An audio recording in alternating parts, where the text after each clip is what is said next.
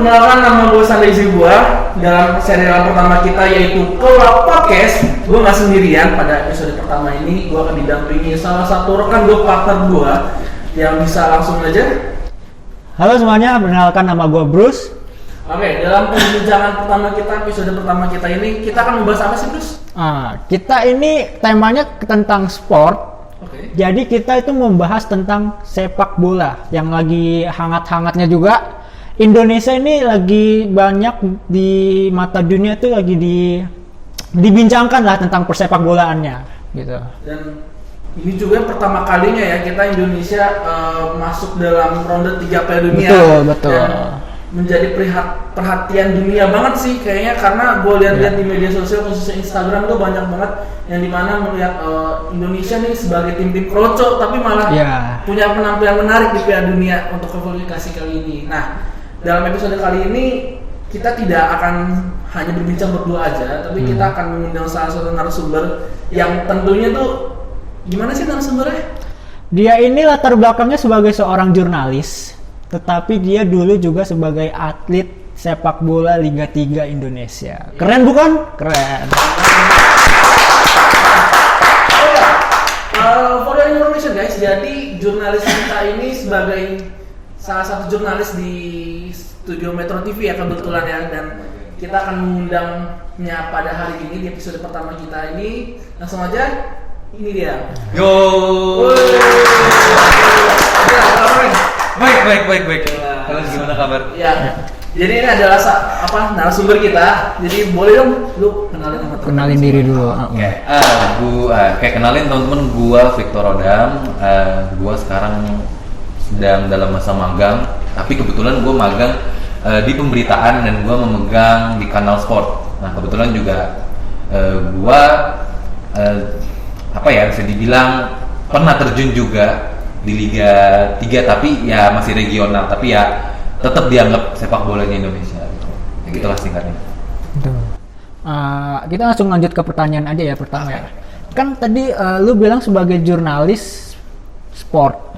Nah, karena kita mau bahas tentang sepak bola Indonesia, gimana sih lu melihat perkembangan sepak bola tuh akhir-akhir ini?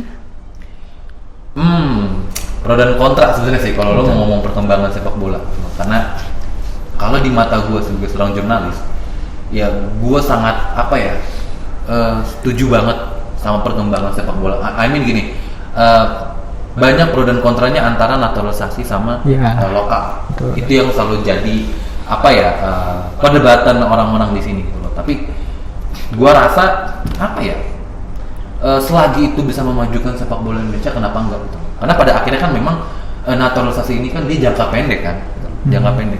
Jadi menurut gua adanya Max Gilgers, adanya ya Rafael Strike, menurut gua itu bisa jadi jangka panjang. Walaupun dalam tanda kutip itu masih dikatakan jangka pendek gitu. Itu kalau dari gua ya.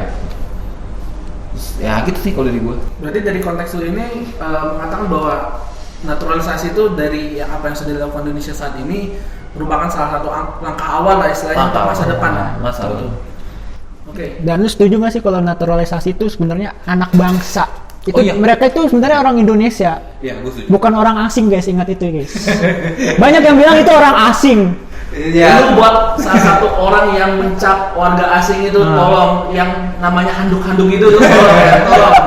Yang nama bom handuk itu tolong dikondisikan. Kita bahas lagi soal Gonzales ya.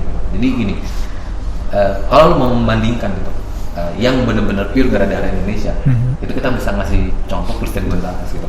Di case-nya Gonzales itu tuh dia harus, gue lupa atau berapa tahun gitu di Indonesia supaya dia bisa jadi pemain timnas gitu. Yang gue tahu itu dalam aturan liga khususnya dari FIFA sendiri itu minimal 5 tahun. 5 tahun. Karena waktu itu kan dia sebelumnya di Persik Kediri.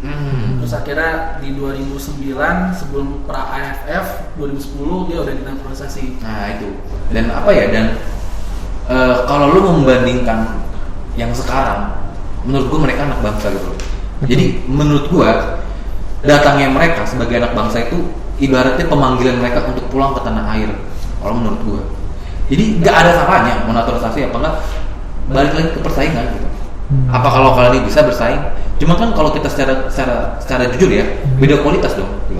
kita aja pemain lokal masih diajarin passing. Iya betul. Gitu loh. Dan itu banyak. Kalau lo mau bahas lagi, ya maaf ya, gue nyambung ke Liga 3 gitu. Di Liga 3 aja, liganya aja masih banyak yang mafia. Ini gue buka-buka aja gitu. DKI, gue berani ngomong karena jangankan ini deh, polisi yang harusnya tugasnya ngamanin pertandingan itu ngikut mengintimidasi. Itu maksud gue gini loh, kalau lo lu membandingkan orang Eropa dengan orang lokal, ya mungkin jeleknya lokal gitu loh. Mindset, ya kualitas bermain mungkin jauh banget. Gitu. Makanya kalau gue pribadi, gue setuju aja sih. Naturalisasi itu menurut gue membantu banget. Kalau dari gue ya. Lanjut juga nih ya pertanyaan kedua. Tadi kan katanya dari liga lokal kita tuh emang kurang. Apalagi pemain lokal kita kurang.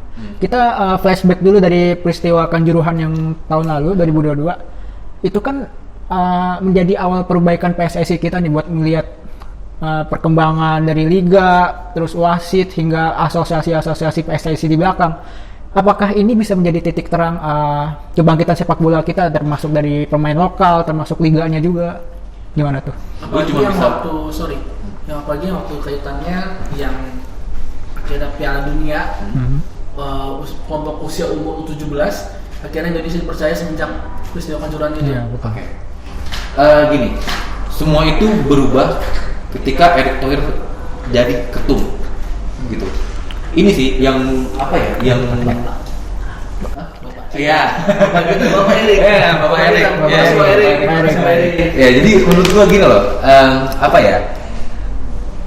datangnya Erik itu menurut gua suatu kebangkitan bangunnya sepak bola Indonesia itu bisa dikenal di seluruh dunia gitu. Ibaratnya dari dia mendatangkan Argentina di lawan uji coba itu gini, kalau nggak salah 2010 ya, Uruguay kan pernah kan kesini. Iya. Betul. Itu jadi Argentina itu negara kedua Amerika Latin yang datang ke Indonesia gitu. Setelah Uruguay di eranya Boas. Nah, kalau balik lagi tentang kebangkitan sepak bola, menurut gua hadirnya Erick Thohir ini itu tuh bener-bener ngerais banget sepak bola Indonesia tuh banyak banget dikenal gitu. Bahkan media-media pelatih luar, pelatih timnas Jepang, pelatih Irak, itu mereka bahkan sampai kayak ngarepin Indonesia tuh bisa melaju ke Piala Dunia. Jadi titik kebangkitan yang gue rasa tuh di situ. Berbeda banget sama orang yang cuma pengen jabatan. Gue nggak bisa ini ya. Contoh, gue ambil kasaran orang politik terjun di PSSI. Gitu. Gue nggak mau munafik.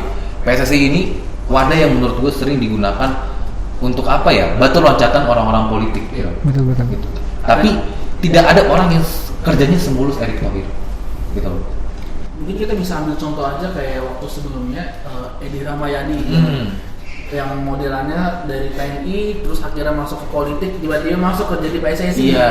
Terus juga Arifin juga waktu itu juga sempat kasus juga akhirnya dualisme PSSI sama apa tuh kemarin waktu itu? Gue lupa lagi tuh. Pokoknya akhirnya dualisme lah akhirnya. Dan emang sebenarnya untuk bola ini nggak bisa campur audukan dengan politik ya. Gini, bola itu nggak bisa lu sangkut pautin politik gitu. Lu ambil contoh kasusnya aja, batalnya Piala Dunia, Ganjar. Dan lu tahu apa terjadi sama Ganjar? Ganjar hancur kan gitu. Iya betul. Iya.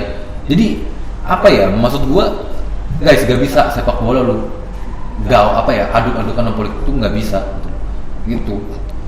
Kalau dari gua sih ya, maksudnya ya kalau balik lagi ke pertanyaan lu gitu loh, awal kebangkitannya timnas menurut gua datangnya Erick Thohir sebagai ketua umum. Dari mana? Dari lobby. Dia lobby banyak gitu. Dia sama presiden, jangan nih, Fidik waktu ketemu sama Erick aja itu dipanggilnya bos. Iya, betul. Panggilnya bos Iya. gitu. Karena memang saking penting banget orang ini gitu loh. Jadi bersyukur itu gitu loh kita dipimpin sama Erick Thohir. Kalau memang kita kan gini loh, kita kan secara negara aja kita penggila sepak bola gitu loh. Iya kan? Betul. Gitu. Jadi menurut gua awal kebangkitannya di situ. Datangnya Erick Thohir. Berarti bisa diibaratkan ini juga sebenarnya tidak lepas juga tanggung jawab dari bantuan Pak Presiden waktu itu yang secara langsung jangan lupa itu tuh. Pak Erick untuk bisa turun jadi ketua PSSI sebelumnya waktu itu. Oke. Jadi berarti kurang lebih masa depan timnas ini adalah awal kebangkitan lah. Era untuk awal ini saat ini di era Erick Thohir ini. Ya, dan menurut gua memang orang sudah mengatakan timnas itu bukan levelnya ASEAN. Sorry ya, ASEAN kayak Malaysia, Timor Leste. Iya, gue mengatakan dia. Mereka udah levelnya ya bener-bener Asia. Asia yang udah kayak Jepang, Australia gitu loh.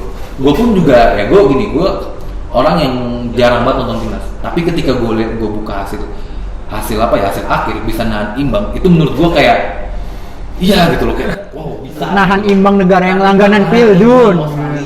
Tapi kalau kemarin tuh gue nggak terima. Itu bahasannya nanti. Kita akan bahas berikutnya. Ya. Tadi gue mau ngutip salah satu perkataan lu yang tadi lu bilang politik itu nggak bisa dicampur dengan bola. Tetapi kenyataannya bola sendiri yang dapat dipolitisasi. Gimana ya kalau Gue rasa ada offset aja. Ini kita nggak perlu lagi bahas ini. Kayaknya udah dulu nih. Tapi itu tadi gitu loh, maksud gue ambil masuk sedikit situ ya.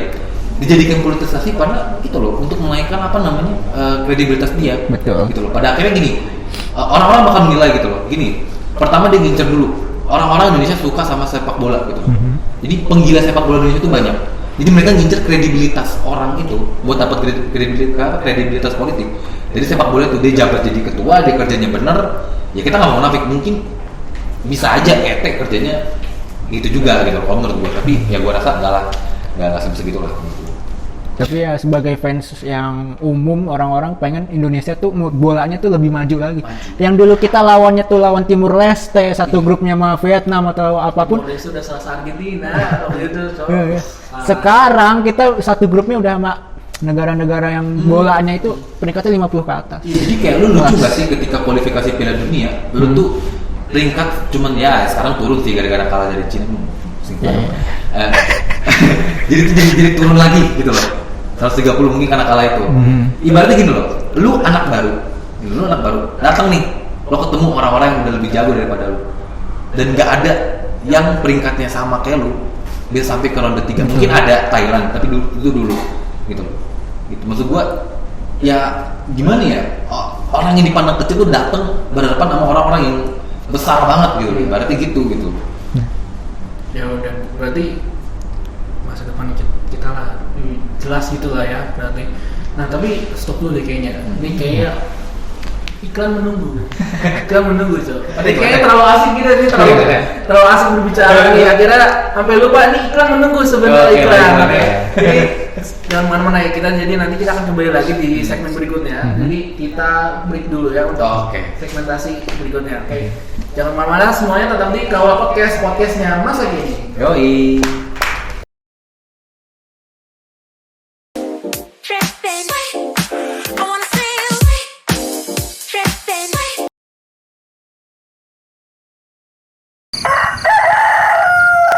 Bapak pergi berangkat kantor dulu ya, Ma? Dadah Papa, hati-hati di jalan ya. Pa, Ade mau ikut diantar Papa dong ke sekolah. Ayo deh, Papa anterin. Itu bonekanya dipegang ya. Oke Pa, tenang aja.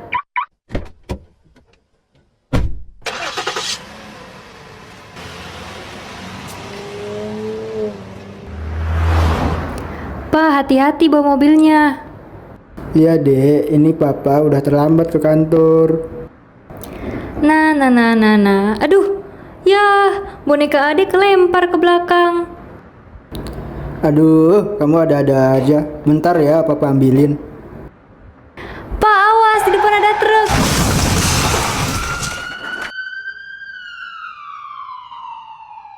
Tetap fokus berkendara, jangan lengah. Ingat, keluarga di rumah.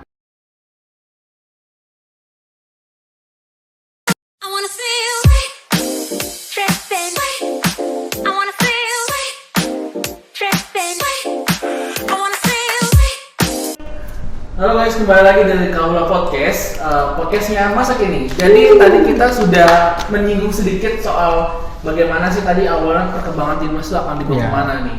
Nah, berhubung soal perkembangan timnas nih, gimana sih kalau dari pandangan lu pada soal timnas ini nanti di Piala Dunia 26 nanti, apakah harapan ini hanya sebuah angan-angan atau ini kita menjadi suatu harapan lulus gitu? Apakah langsung Piala Dunia itu realistis atau enggak? Kita tuh lebih fokusnya ke Asianya dulu.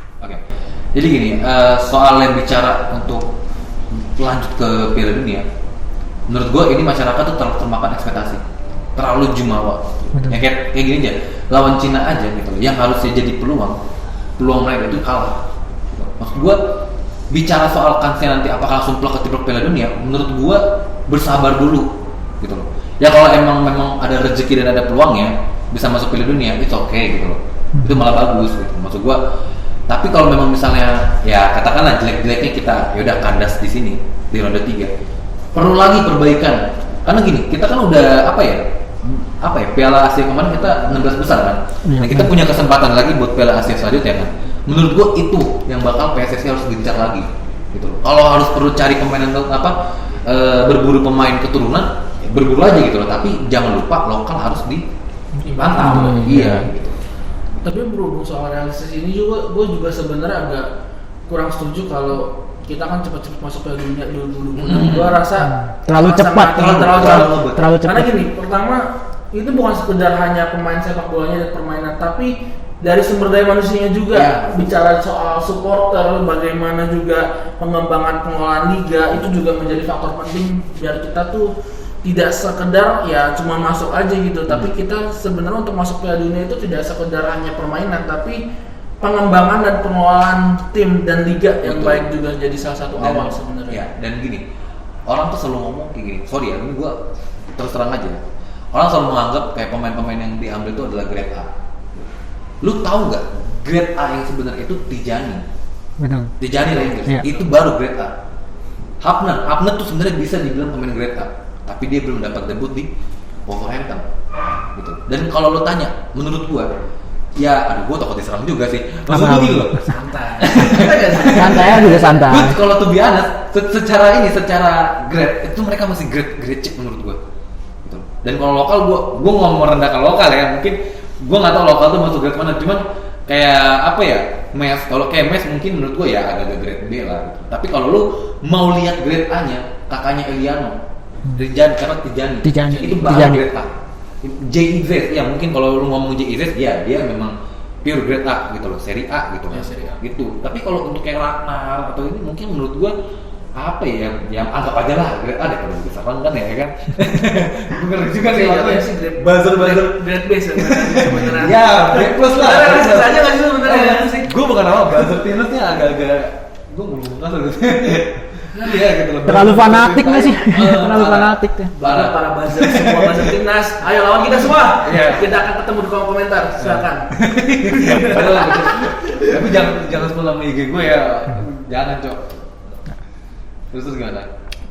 Tadi kan lu juga bilang naturalisasi itu kita harus kasih kesempatan buat orang lokal. Apalagi kan naturalisasi kan kita tuh kayak pemain-pemain yang baru kan perlu adaptasi juga kan. Jadi nggak usah buru-buru naturalisasi. Gimana tanggapan lu kalau naturalisasi ini emang benar-benar bisa menuju target-target tersebut gitu?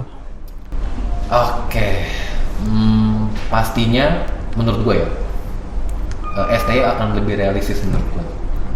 Ya hukum alam, mungkin pemain lokal bisa keposisikan. Karena gini loh, lu sadar gak? Hampir 11 pemain keturunan itu bisa ngimbangin Australia atau Arab. Iya betul. Ada lawan Arab deh, yang rata-rata hampir naturalisasi semua. Sisanya apa? Back. Gelandang siapa sih?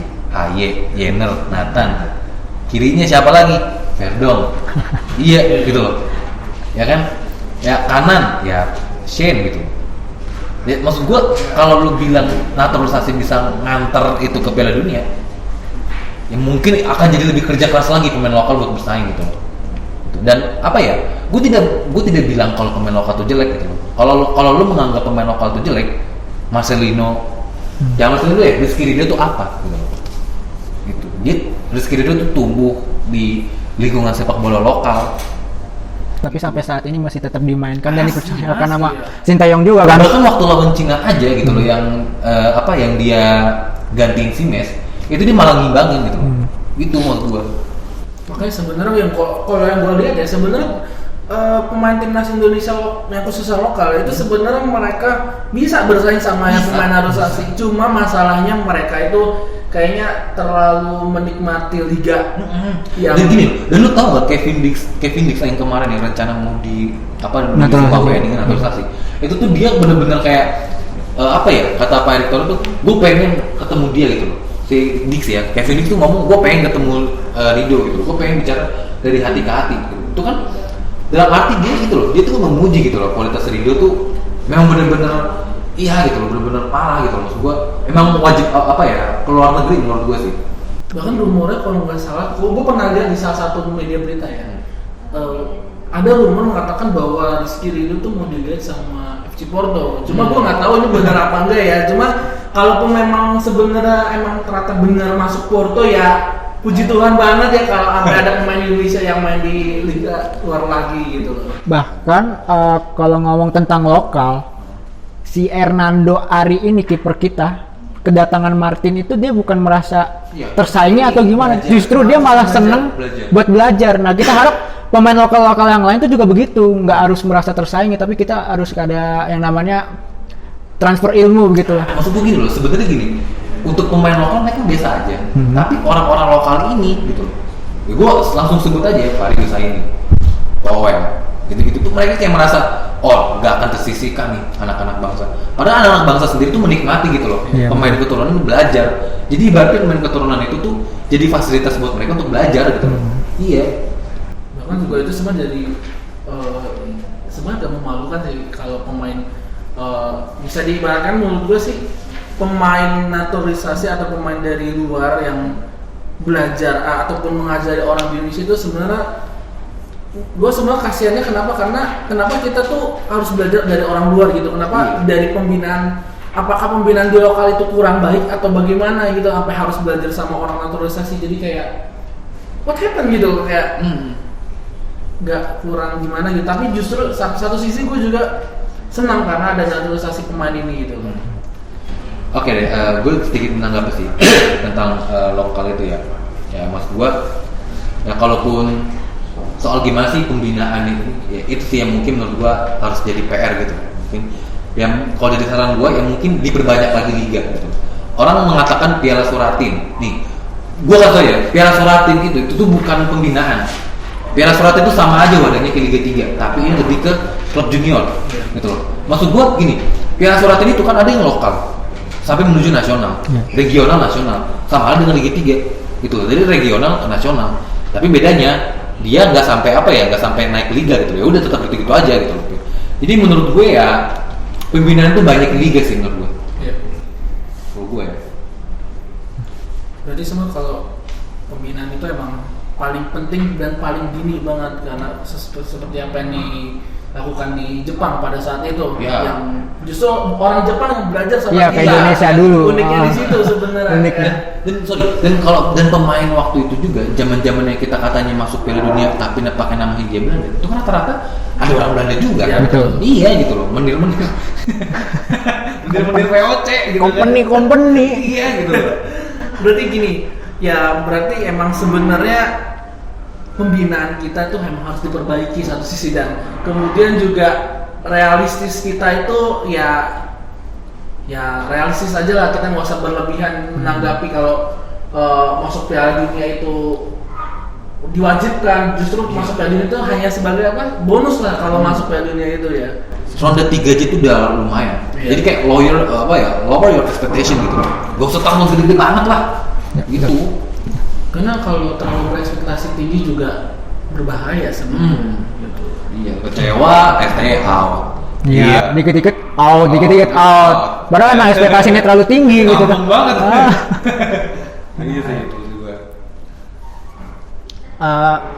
Mungkin kita masih bisa lanjut di segmen berikutnya ya, Kak ya. Untuk kali ini kita sampai di sini dulu. Sebelumnya Ini ya. Sebelumnya kita ada iklan-iklan lagi nih ya, maaf agak gimana gitu ya. Mau dibayar gimana ya? Ini iklan ya. Gimana ya? Oke, teman-teman jangan kemana-mana, tetap di Kaula Podcast. Podcastnya Mas aja ini. Trippin'. I wanna feel trippin'.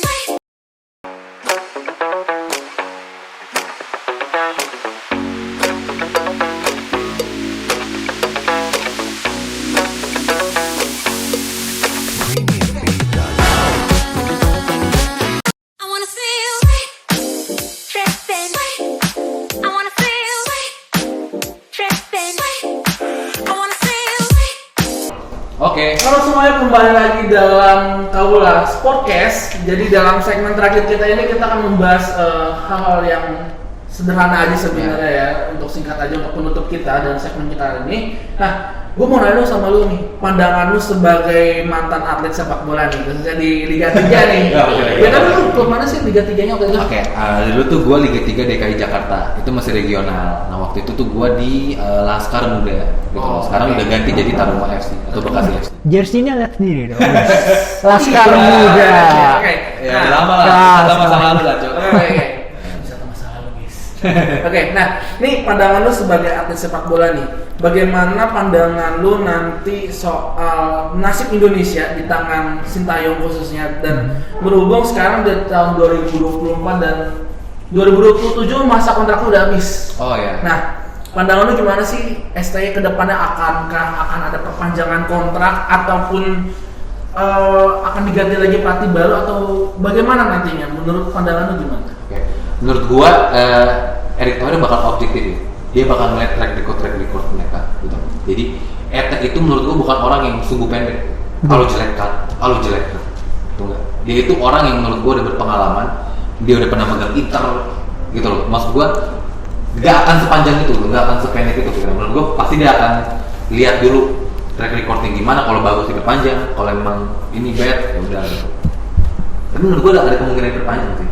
Kalau masih STY ada. Kalau bisa STY jadi pelatih abadi sih. Jadi PNS kok. Jadi PNS. Jadi PNS kata gue. Naturalisasi nggak sih? Naturalisasi nggak sih? Betul. Ya udah, berarti pesan singkat lu aja deh buat timnas Indonesia ke depannya gimana? Menurut gua pesan singkat ya. Matiin kolom komentar. Waduh, Matiin enak kolom. banget. Kenapa? Karena gini. Ketika lo kalah, lo buat blunder, ya lo akan dihujat. Matiin kolom komentar, itu kalau kata gue. Ya kalau bisa, ya udahlah, lo jadi salah. Jadi lo mirip kayak pemain ini deh, pemain Bali United. Ya habis Roni, itu di setiap posting tuh selalu dimatiin komentarnya. Ya tapi ya gimana ya, orang juga ngincer ya like banyak. Itulah. Ada yang bikin eksklusif lah, itulah. Maksud gue pesan dari gue, matiin komentar. Jadi buat pemain Indonesia, khususnya pemain keturunan Justin Hubner, abang Justin, tolong jangan buat owner lagi, jangan pernah lawan netizen karena kamu menjadi salah satu pilar kita di timnas Indonesia. Jadi untuk pemain timnas semuanya, kalau kalian mau maju atau sukses, tolong jangan dengar kata orang lain. Dengan kata hati, coba. Dengan kata hati. Ah. Oke, berarti kita sekarang tiba untuk pertanyaan sesi terakhir itu, untuk sesi pertanyaan dari netizen nih. Banyak dari kolom komentar nih mau nanya-nanya sama lo nih soal.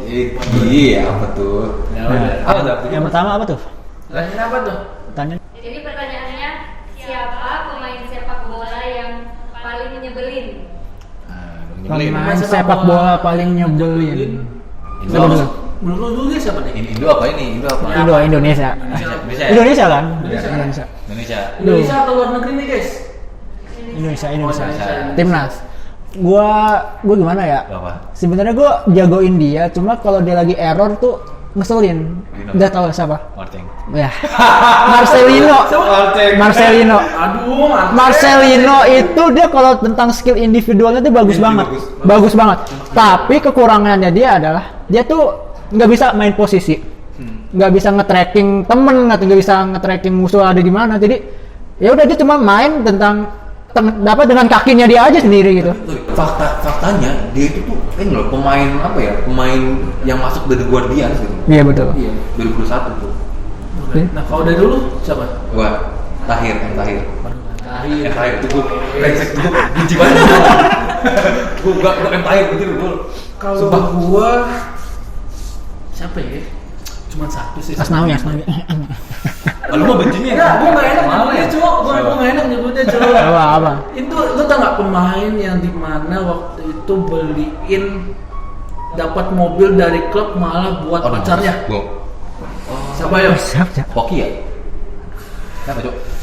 Coba buat kalian semua coba searching siapa itu pemain bola yang pernah membeli mobil, dapat mobil dari klubnya, tapi mobilnya itu buat pacarnya. Siapa tuh? Nuri Dayat. Nah, Iya.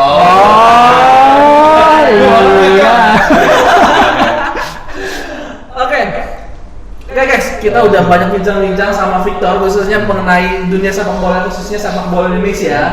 Jadi dalam segmen episode pertama ini sebagai penutup kita, gue mau bilang sama semua penonton terima kasih sudah menyaksikan episode pertama kita, yaitu apa namanya?